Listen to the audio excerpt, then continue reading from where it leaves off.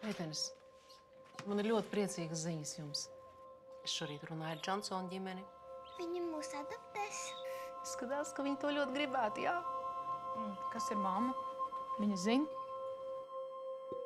Tas, ka viņas māte ir cietumā, nenozīmē, ka viņai nekas nav jādara. Anastasija! Hello, Mommy. Hello, sweetie. Welcome to Latvia. We'll spend 3 weeks with you there, and then we'll all come back here. Tu gribēji man aizsūtīt uz Ameriku un nepateici, ka mamma mūs ir meklējusi. Es taču to nekad nepiedošu, nekad! Ko tu te dari? Mamma grib atbūt tiesības mums. Viņai ir darbs, dzīvoklis. Viņa ir gatava sākt jaunu dzīvi.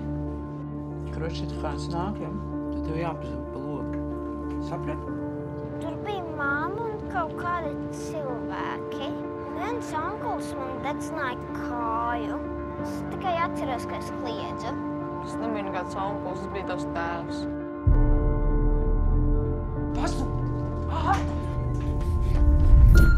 Tava mamma. Viņa vienkārši sajauc tev galvu un pazūd. Es esmu tavā pusē. Meitene.